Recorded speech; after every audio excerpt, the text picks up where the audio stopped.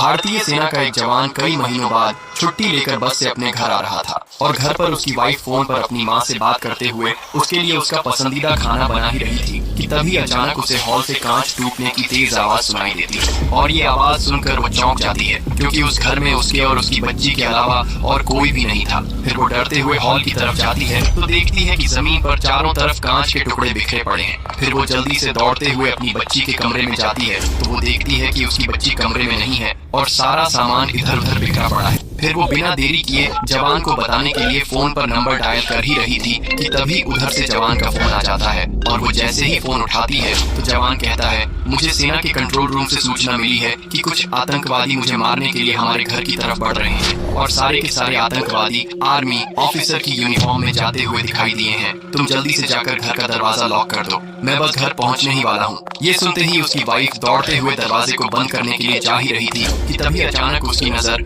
Hall में रखे सोफे की ओर जाती है तो वो देखती है कि एक आर्मी ऑफिसर सोफे पर बैठकर उसे गुस्से में घूर रहा है और बगल में खड़े कुछ आर्मी ऑफिसर उसकी बच्ची को गोद में लेकर जोर जोर से हंस रहे हैं। वो तुरंत समझ जाती है कि ये कोई आर्मी ऑफिसर नहीं बल्कि ये सारे के सारे वही आतंकवादी हैं। फिर जवान की वाइफ आतंकवादियों के आंखों में धूल झोंकने और अपनी बच्ची को उनसे बचाने के लिए खुद को नॉर्मल दिखाने का नाटक करते हुए उनके पास जाती है और मुस्कुराते हुए कहती है, आप लोग मेरे हस्बैंड के फ्रेंड है ना? बॉर्डर पर लड़ते लड़ते आपको कितनी चोटें आई हैं? रुकिए, मैं आप सबके लिए अभी पानी लेकर आती हूँ। फिर वो बहाने से किचन में जाकर सभी के लिए गिलास में पानी निकालती है और चालाकी से उसमें एक पाउडर मिलाकर उसे मौत का पानी बना ही रही थी कि तभी उसे हॉल में बैठे आतंकवादियों के जोर जोर से हंसने की आवाज सुनाई देती है। फिर वो दरवाजे के पीछे छिपकर उनकी बातें सुनती है तो उनमें से एक आतंकवादी दूसरे आतंकवादी से कह रहा था, हम लोग तो यहाँ कुछ और करने आए थे लेकिन भाभी जी तो हमारी खातिरदारी करने में लगी हैं। चलो